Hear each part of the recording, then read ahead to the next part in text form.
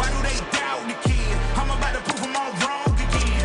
I got a low tolerance, cause they don't even know what the problem is. It's me. You waiting on the boy to fail, then hold your breath and face your death. Cause you play a roulette with each step I progress, no less. Go ahead and place your bets, cause we know who we at, we know we top tier. Cause all the hate that you bring, we know it stops here. I'm taking off like a rocket here, ain't stopping here. It's strange how they cannot see the future, but see profit here. Wait up, we gon' always win.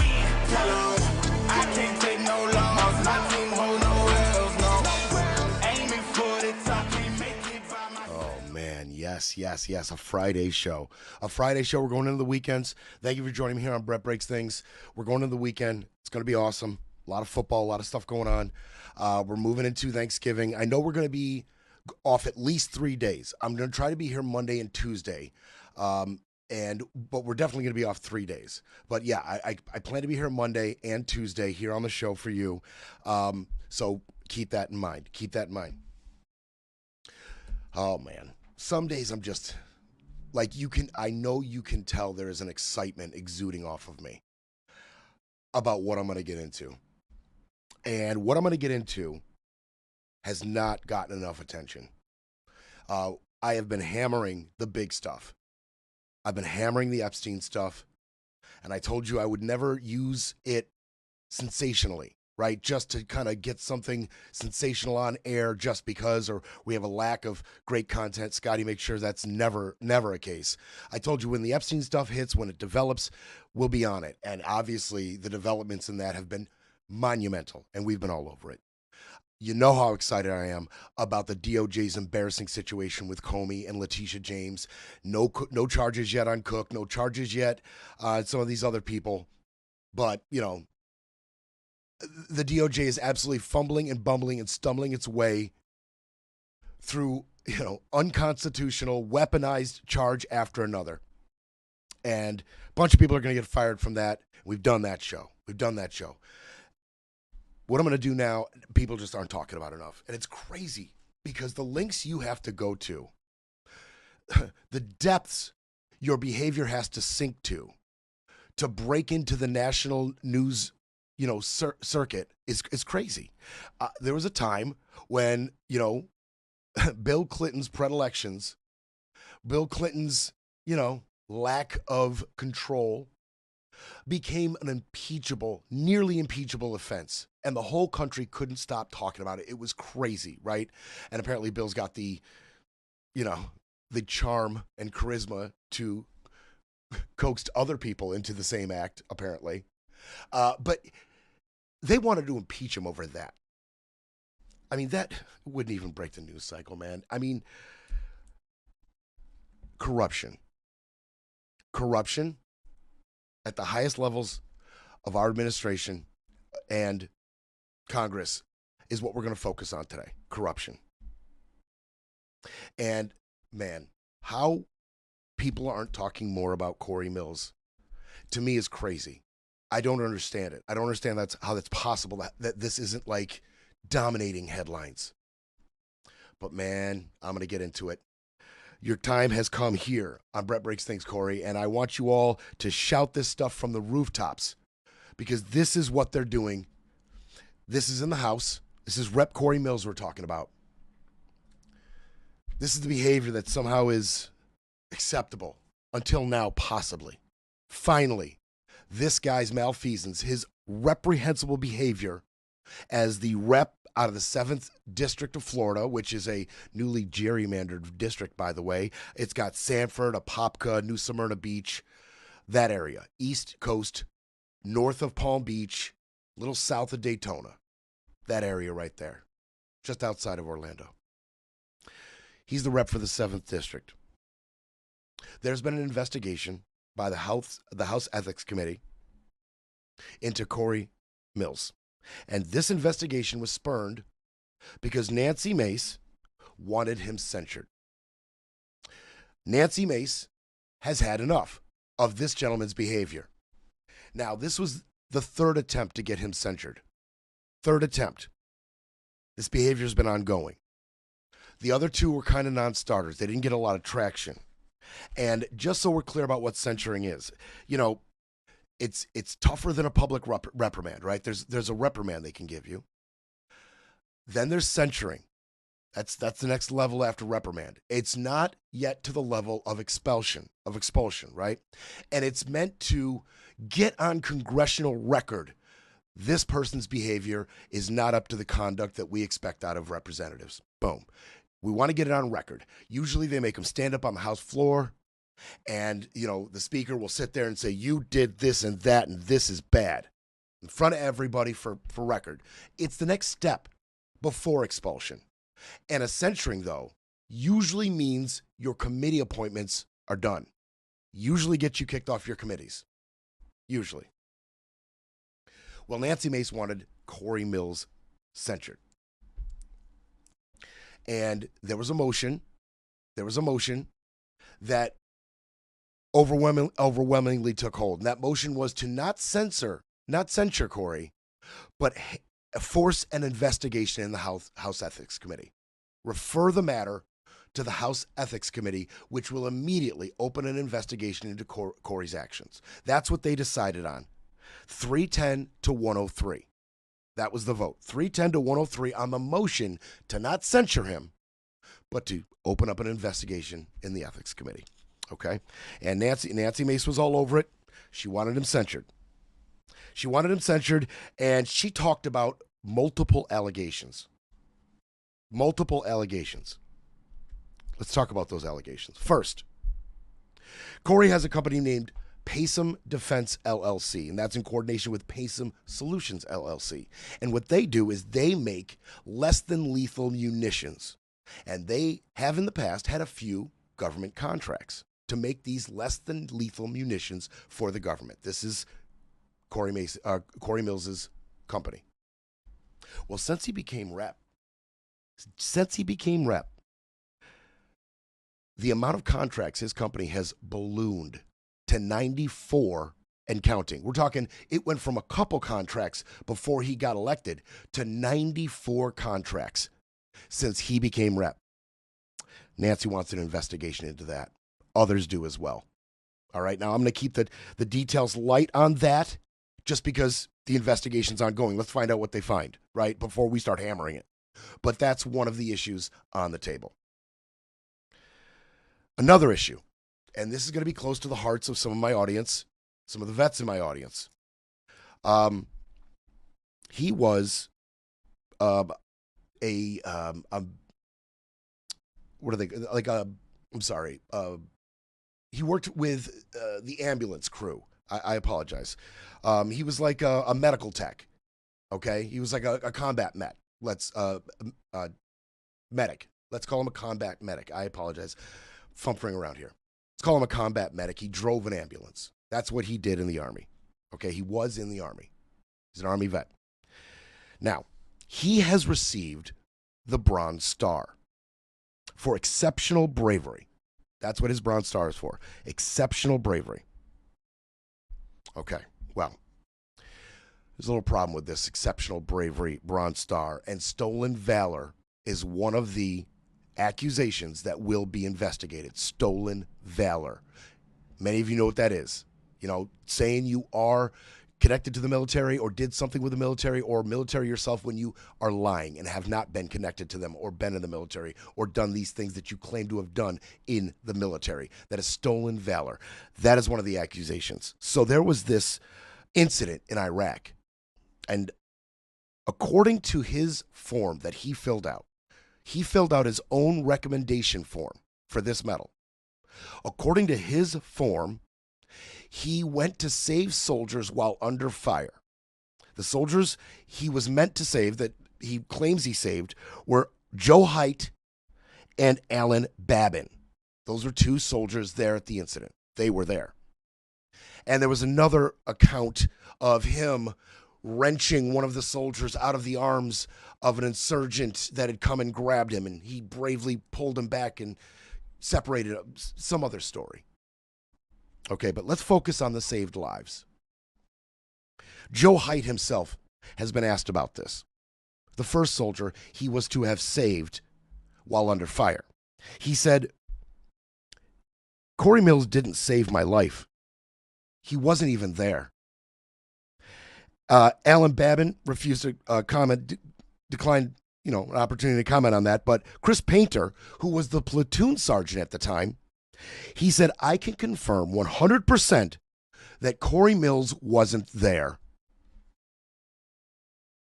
And as far as this form he filled out, when he went to the superior in charge of okaying it, the superior admitted, he said, you know what, at the time, I had a lot on my plate, and this felt more like an administrative, non-factor thing, non-issue, like not something I had to really pay too much attention to. I thought it was more administrative, like I got a paper, I signed a paper, I got a paper, I signed a paper, and I got his form and I signed his form, and I didn't really read it. And I certainly didn't do any investigation into the truth of it, the veracity of it. Didn't really check it out myself. So I just kind of signed it. Okay, so that's another accusation. Stolen valor. He claims he saved 2 people's lives. One person he claimed to save wasn't there. Platoon sergeant, yeah, 100% he wasn't there. Then there's other accusations. Then there's other unsavory accusations. One thing they want to investigate is into an altercation that took place with a Sarah Raviani. Okay, now, Mace, she included 2 specific incidents with women. One of them was Sarah Raviani. Mills said in a statement, Congresswoman Nancy Mace's latest stunt is a politically motivated attempt to grab headlines and settle personal scores. The American people deserve better than fabricated accusations and theatrics at a time when Republicans should be focused on governing. And then Sarah herself came out and defended Cory Mills. Now, this was an abuse allegation, and Sarah herself called 911 and said, Cory's assaulting me. I need a cop out here. She then later recanted everything she said to the 911 officer, responder, and the officers who responded to the scene. She recanted everything she said. Just like that, recanted it. Changed her position, and now she's out here defending Cory. She pushed back against Mace. She said the Congresswoman was using Raviani's private life as a pawn for political gain, and clarified that she and Mills were extremely jet-lagged, overwhelmed, and intoxicated the night the police officers were called to Mills' residence in February. Okay. We got a little he said, she said, then she said something else going on. All right. That one's going to be tough to, if she's recanting and then saying later he didn't do anything. I swear he didn't do anything. We'll see. But that one's also tied in a little bit to the next one. Okay. The other woman mentioned in the accusations is Lindsay Langston. Does that sound familiar to you? Lindsay Langston. She's the reigning Miss United States. Yep. And Cory Mills has been harassing her and threatening her. Specifically threatening videos and pictures of explicit nature to be released. Langston says, since February 20th, 2025, this is what the police report says. So Langford went and got she got a judge. She went to a judge, and the judge offered her protection against Langford, right? She went to a judge, and there was a police report she had to fill out. The police report says since February 20th of 2025, Cory has contacted Lindsay numerous times on numerous different accounts, threatening to release nude images and videos of her, to include recorded videos of her and Cory engaging in sexual acts. Now, I know what you're thinking. Yes, they dated. This guy, Cory Mills, you can go look up, I hope you're Googling the pictures, you're listening to me, see what this guy looks like. This guy and Lindsay Langston were dating. And he did have in his possession the materials that he is threatening her with. It's all feasible. It all tracks. Mills said of the charges, he called them politically motivated, running theme. These claims are false and misrepresented the nature of my interactions. I've always conducted myself with integrity, both personally and in service to Florida's 7th. What does Langston say? Langston says from November 2021 to February 2025, during the course of that relationship, she and Mills began living together in his beach house in New Smyrna, Florida. Langston told the sheriff's office that because Mills was frequently absent, the two would exchange sexual photos. Now, she says she ended the romantic relationship when the news came out of Cory Mills trying to assault Sarah Raviani in Washington, right? He was in Washington doing his job. She was in New Smyrna Beach being his girlfriend. And then this news report comes out that he tried to assault Sarah Raviani at his apartment. So she broke up with him. And right then, Mills began threatening to make sexually explicit media of her public. And so what did she do after these threats from Mills? She went to his enemy, his rival in the district, a guy named Anthony Sabatini. This guy ran against Cory Mills in the 7th in 2022. Cory won. So Langston goes to Anthony Sabatini for legal advice on how to attack this guy and defend herself from this guy, because nobody knows this guy better than Anthony Sabatini, right? Well, Cory Mills came out and said, well, this right here, this is a plot against me. Sabatini and Langston are liars, and they're plotting to take me down. He said, quote, Anthony Sabatini is weaponizing the legal system to launch a political attack against the man who beat him in the primary, using his corporate legal office to push a narrative built on lies and flawed legal arguments, all to settle political headlines. I got to do my music today. There we go. So, these are all being investigated. All being investigated by the House Ethics Committee. The House Ethics Committee. We're gonna continue to talk about him. I want to keep telling you about him because the best of Cory Mills is yet to come. As corrupt and reprehensible and repeated his behavior may be right now, wait till I tell you how he got here on this public stage. Unbelievable reporting has come out. Roger Solenberger did some crazy reporting on this guy. And I also want to talk about who voted to censure him and who didn't. This is interesting.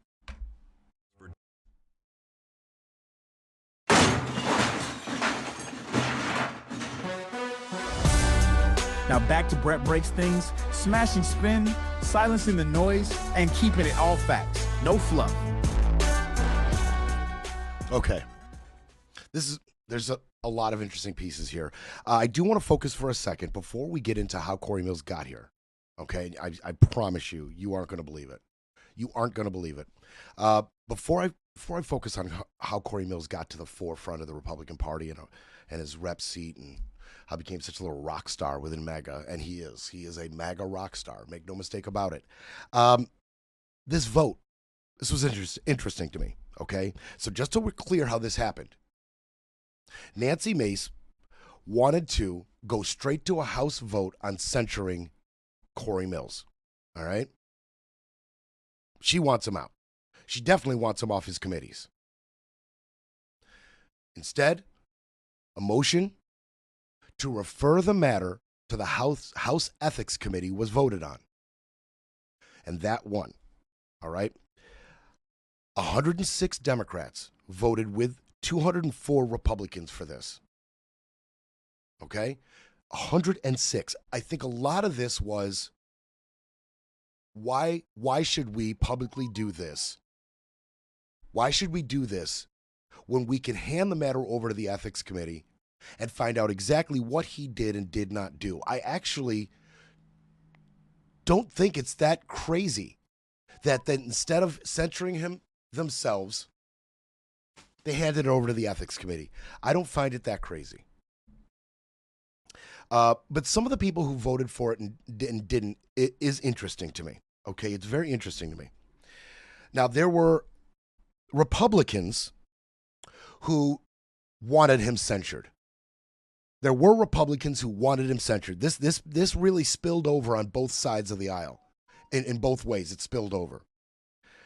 Anna Paulina Luna Lauren Boebert, Nancy Mace, Marjorie Taylor Greene, Harriet Hagman, Tim Burchett, Kat Kamek, Joe Wilson, all voted to go ahead and censure him. No referral to the House Ethics Committee, just censure him. Thought that was interesting. But more interesting were the Democrats who voted in favor of the referral, who voted against censuring Cory Mills. And that was Nancy Pelosi, Alexandria Ocasio-Cortez, Ilhan Omar, and Ayanna Pressley. Scott's not here. I'm getting a rapid fire text. I got to make sure that's not him.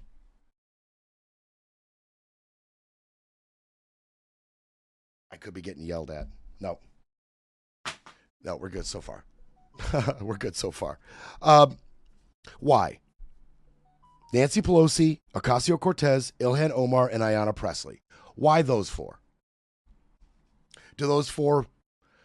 Is there anything going on with those four in your mind that would kind of lead you to why they did this? If you thought to yourself, what I thought to myself immediately was, hasn't a bunch of them been censured?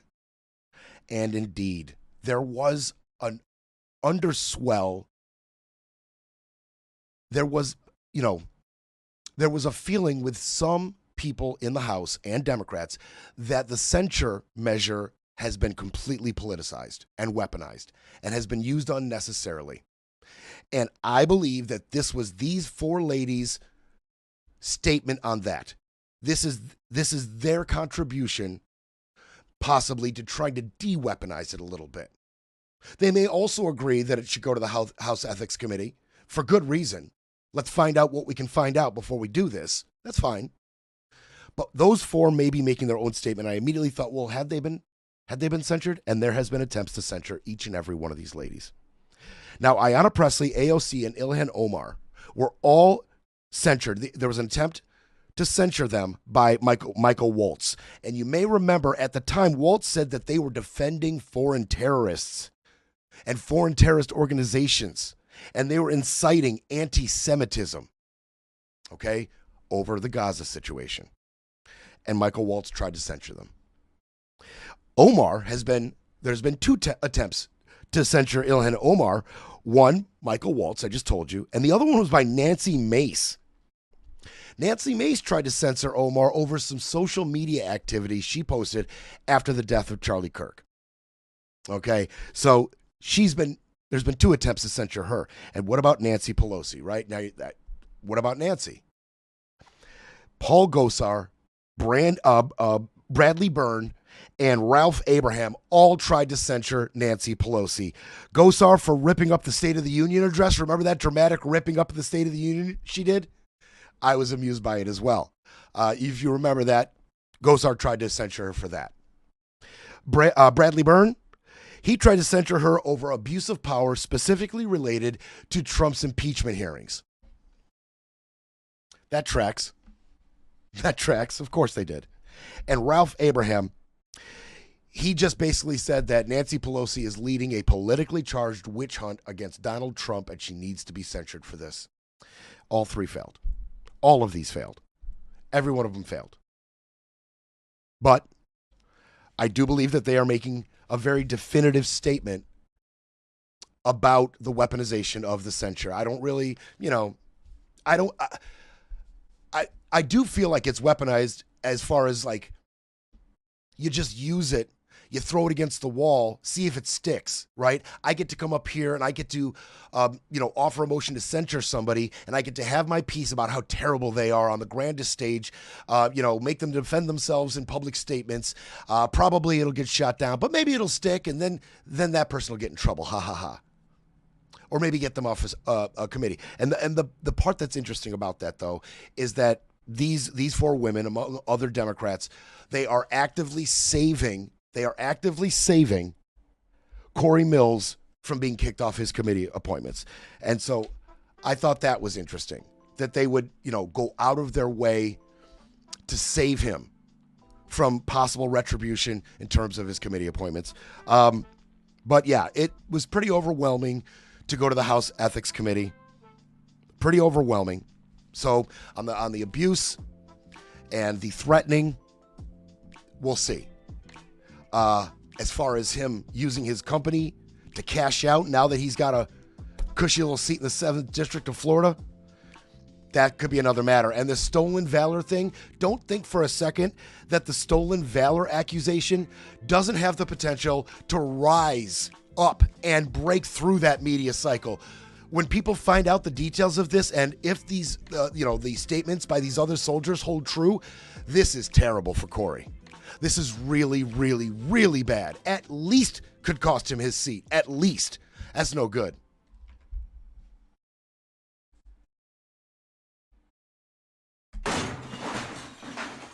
Breaking politics, breaking narratives, breaking news. But first, we need a coffee break. Breaking news, breaking rules, breaking through. Back to Brett Breaks Things. Florida.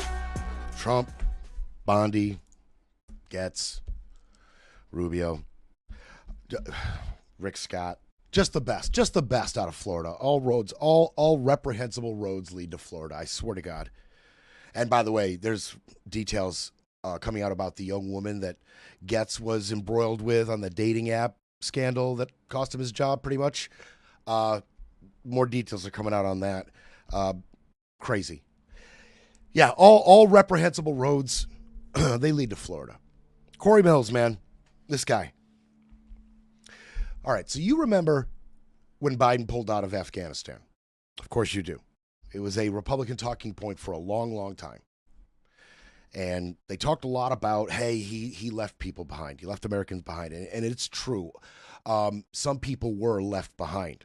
Not just some Americans and American contractors and, American families. Some were also Afghanis who worked with America. It was really not good. They tried to get as many out as they could. It blew up on the day of them leaving. You remember the incident with the deaths. And Afghanistan's been the ninth circle of hell since we left. Thanks to the deal Trump made with the Taliban to get like thousands of their operatives released from prison before Biden took office and had to deal with that mess. I like to amend the telling of the Afghanistan pullout with that. Let's not forget, as we're doing whataboutism. So, some families were left behind. Cory Mills said, this is my chance. Former vet, not former, I know you're always, yeah, I know. A vet, Army medic, told you, drove an ambulance. He decides this is his opportunity. And he wants to go into Afghanistan. He wants to go into Afghanistan and save a family. Okay? Since this incident, I mean, he has touted what he did, and we're going to get into what he did over there. He's touted it and held it up and taken his victory laps. Quote, I'm actually the only member of Congress who actually went over and conducted rescues of Americans in Afghanistan when Biden and his administration intentionally left Americans to die. Well, that right there isn't true. Already, he lies about being the only member to have done that. Noted amateur pugilist Mark Wayne Mullen actually did the exact same thing. Give him his kudos real quick. He was involved in Afghanistan rescue efforts as well, which usually gets reported shortly after Mills comes out and lies. Okay, and he has taken his little experience and he has parlayed it straight to the top of the MAGA ticket, man, right to the top of the MAGA party. He won his landslide in 2022 over Sabatini in the 7th District. He sat in the same box seats as Vance and Trump during the Republican National Convention. I mean, the dude is a MAGA rock star now. How did he get here? Well, there were some people that were familiar with his mission in Afghanistan that wanted to speak. And this is unbelievable reporting out of Roger Sullenberger.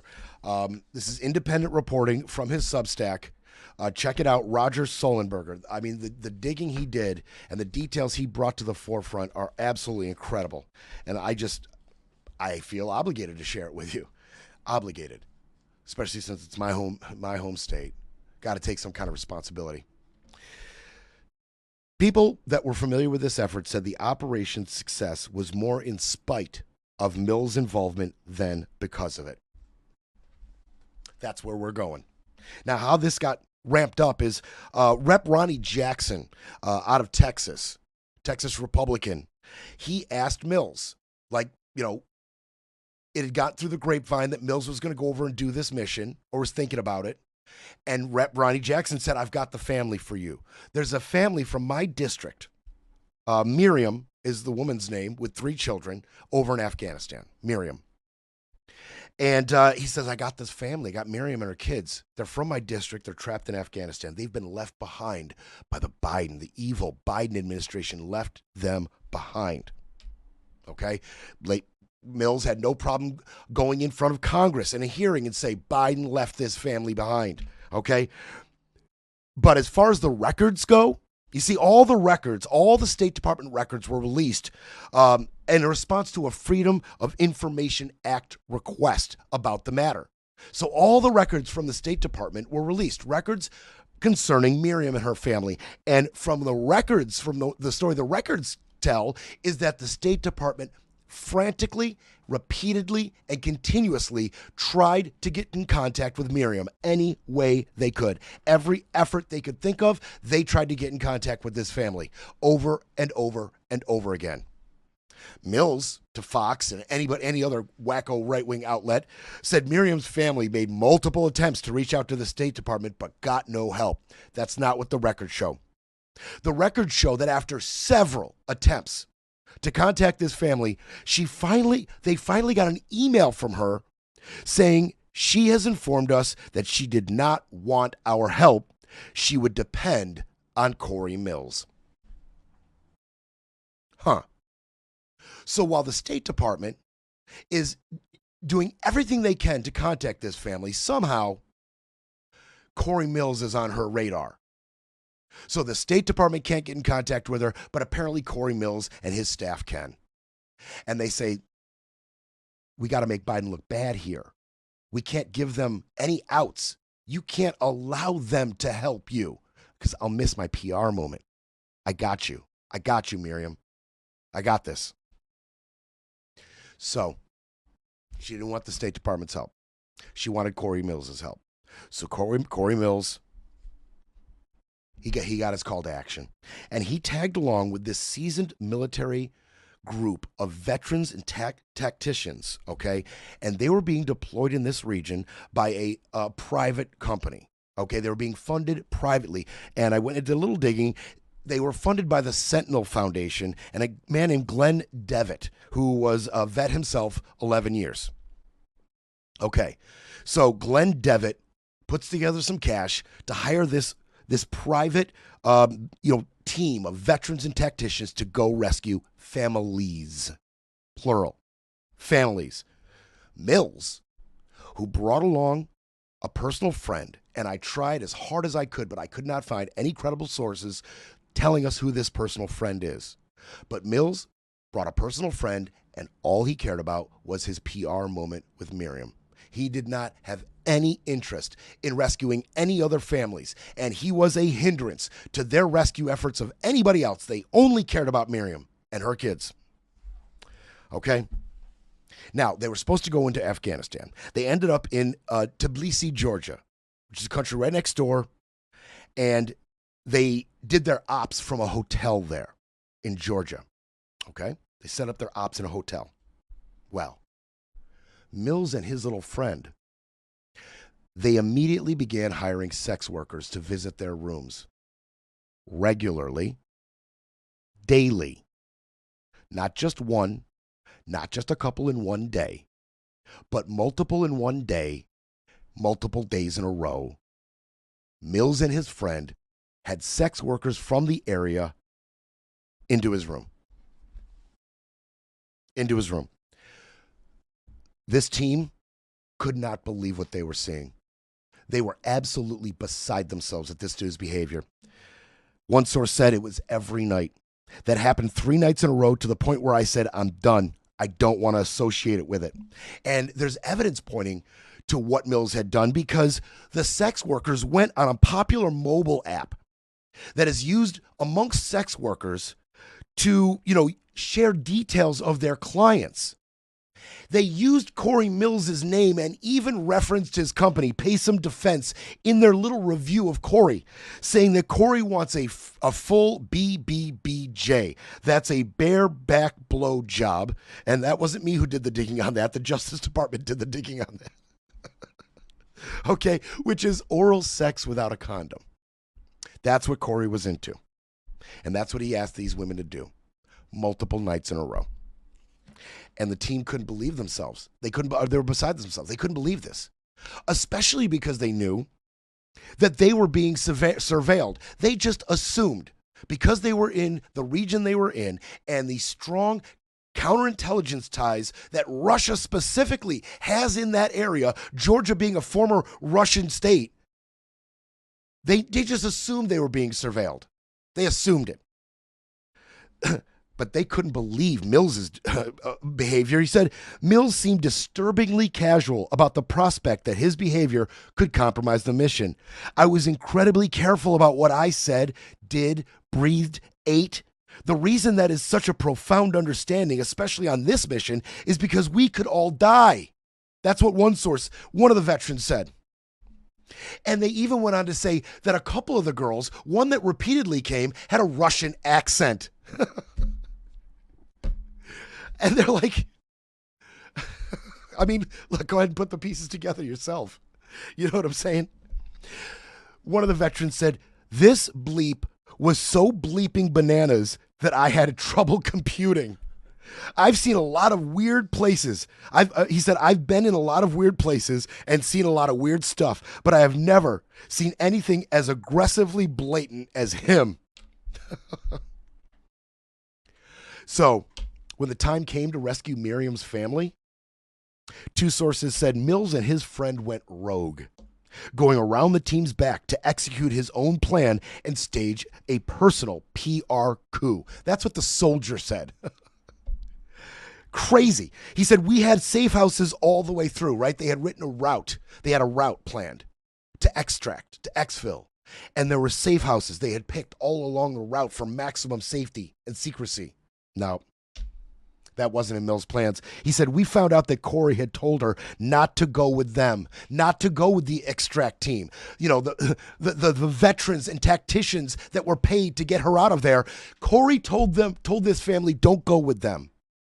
Don't go with them. And took her his own route. This forced the team to scramble. The eventual evacuation took place at the Tajikistan border. Okay. And when they got there to this Tajikistan border, the team had to scramble to follow where Mills was taking this family. He wouldn't take no for answer. When they got there, Mills started getting confrontational with a bunch of armed Taliban that were guarding the border. Mills starts mouthing off to them. The soldiers were like, we have to do missions here. You only care about this one family. We have to go through this border multiple times. We have multiple families that we're here to save, not just your PR opportunity, but we've got multiple lives to save. We got to deal with these people. We got to go back and forth across this border with people we've saved. Could you not start a shootout, Cory?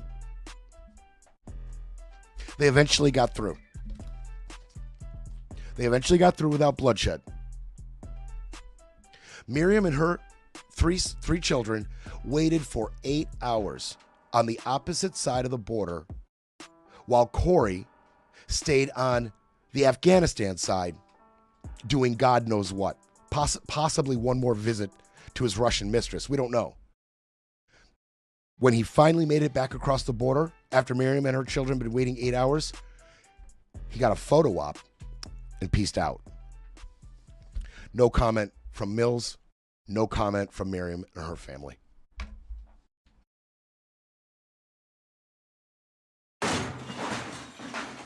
Breaking politics, breaking narratives, breaking news. But first, we need a coffee break.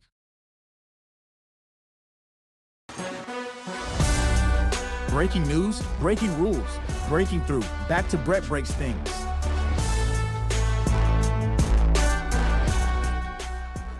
you ready for some more corruption? This administration is open for business. And the people in this administration are getting their own pockets filled. I have described ad nauseum the different grifts Donald Trump has used while president of the United States. He has absolutely used the emoluments clause as toilet paper.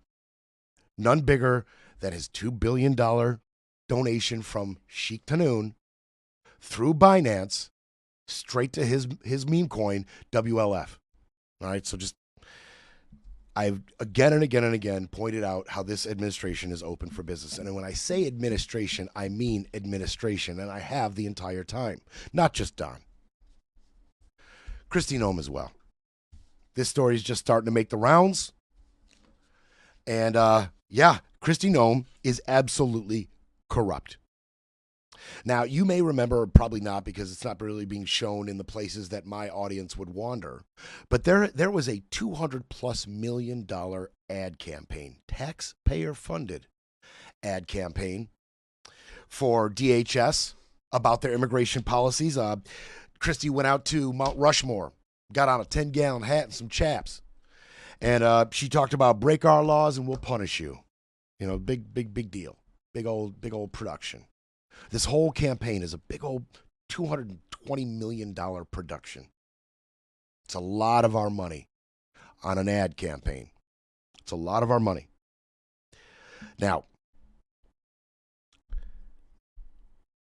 the money she doles out for this ad campaign through DHS, our money, most of it, it is clearly stated where the money went to. There was one recipient of our money that they tried to keep secret. Wasn't released.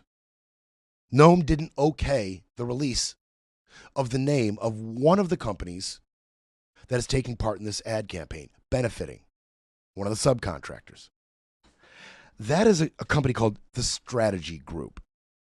The Strategy Group. Okay? Now, this Strategy Group played a central role in getting her elected governor in 2022.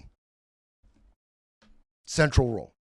Did all the ads, got all the money for doing the ads from her campaign. They cashed out.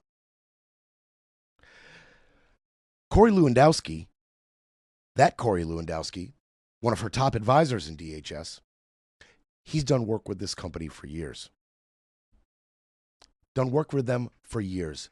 Then she becomes secretary of the DHS, and all of a sudden he's got a job. How about that? And the CEO of this company, the Strategy Group, is a man called Ben Yoho. He is married to Kristi Noem's chief spokeswoman at the DHS, Tricia McLaughlin. You smell that? Stinks, doesn't it? You want to talk about stinks. They tried to hide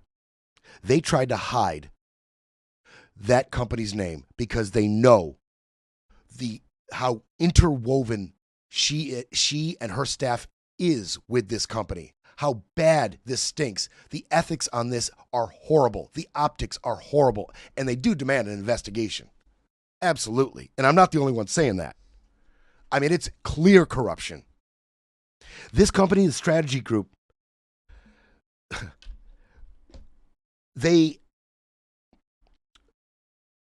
as governor, she hired them in 2023. Okay, so they helped get her elected in 2022 with their ad campaigns. She then rehired this company in 2023 for another ad campaign using taxpayer dollars in South Dakota. There were 7 other companies. This 2023 ad campaign, there were 7 companies up for that contract. And just when they were about to make the decision on who should get it based on merit, Noem came down, made a few phone calls, and directed the money go to the Strategy Group. The other 6 cut completely out. Regardless of how much more efficient or professional their jobs may have been, Noem directed that the Strategy Group was picked for this ad campaign. That was $8.5 million they received for that campaign. $8.5 million. And then later on, Later on, Strategy Group paid one of Noem's closest advisors in South Dakota before she became secretary, a Madison Sheehan, paid her $25,000 in consultant fees. Now Madison Sheehan is second in command at ICE. She was a top advisor of her, when she was governor, got 25 grand in consulting fees to Strategy Group. Now she is second in command at ICE and part of the team that decides where this money goes. And of our $220 million, millions of it, we're not quite sure exactly how much, went to the Strategy Group, and they actively tried to hide it. And please don't forget that in the One Big Beautiful Bill, DHS was granted $150 billion of our money to play with. $150 billion. And no DHS secretary in history has had the unusual amount of control that Kristi Noem herself right now enjoys. And you remember her decree that anything over $100,000 has to go through her personally. So, are they even going to try to deny? Is she even going to try to deny that she greenlit millions of dollars of our money to go to a company who is run by the husband of her spokesperson? A company that her top advisor now in the DHS has worked for years. Is she even going to try to deny? Well, of course they'll try to deny. Even though she has said nothing goes without my okay if it's $100,000 or more, nothing. And yet they'll come out here and they'll try to deny. When asked about the Strategy Group's work for DHS, McLaughlin said, "We don't have visibility into why they were chosen." She's not even going to try. We don't know. I don't know. Don't ask me. We don't have visibility into the decision. Who's we? I agree that you might not be making that decision personally because you're just a spokesperson. By we, do you mean Kristi Noem? We? Because Kristi Noem, she okays anything over $100,000. And this was millions. Quote, "I don't know who they're subcontractors with, but I don't work with them because I have a conflict of interest and I fully recuse myself." I don't know who they're a subcontractor with, but I don't work with them. If you don't know, then how do you know you don't work with them? Quote, "My marriage is one thing and work is another. I don't combine them." That's Miss McLaughlin. In a written statement, the DHS responded, "DHS has no involvement with the selection of subcontractors." They added that the Strategy Group does not have a direct contract with the agency, saying DHS cannot and does not determine, control, or weigh in on who contractors hire. You're lying. Trisha's lying. And this little statement from the DHS is bullcrap. They know exactly where all this money is going. They know exactly where all this money is going. Another place this money is going, and this is raising a lot of eyebrows. Of the $220 million she's been granted for this campaign of our money, $143 million of it went to a company called Safe America Media. $143 million of our money went to Safe America Media. Its listed address, now it's a Delaware-based company, but its listed address is the Virginia home of veteran Republican operative, contributor, think tank, Michael McElwain. Michael McElwain runs Safe America Media, Delaware company who lists its home address in Virginia. Here's the thing. That little company, and I say little for a reason, That little company is not equipped, not in a position to handle a $143 million contract. When it filed for COVID-19 relief, they listed their company as having 5 employees. And yet they're going to dole out $143 million in contracted money to run this ad campaign? It stinks so bad. Stinks so bad. And here's the rub. We don't know how, where, or to whom Social or Safe America Media doled out that $143 million, because subcontractors hired, DHS is not required to release a list of names or companies of subcontractors hired when they dole out their money. When they give out the $220 million to contractors like Safe America is not by law required to give you the list of everybody they hired. So we have no idea where any of that $143 million given to Michael McElwain went. No record. That's our money. That's our cash. So, this administration is absolutely open for business. And there needs to be an investigation into this. Plain and simple. Needs to be investigated. Scott Amy, who is a contracting expert and general counsel at a watchdog group called Project of Government Oversight. He said it's worthy of an investigation to ferret out how these decisions were made and whether they were made legally and without bias. Charles Tafer, a leading authority on federal contract law, said it's corrupt. That's the only word. He said that the strategy group's role should prompt investigations by both the DHS Inspector General and the House Oversight Committee. Quote, hiding your friends as subcontractors is like playing hide the salami with the taxpayer. I don't know if he knows exactly what that term means, but we understand what you're talking about, Mr. Tafer. We know what you're talking about, and I completely agree. It's got to be an investigation. They'll try to repair the narrative, but Brett Breaks things will be back Monday to break it all down.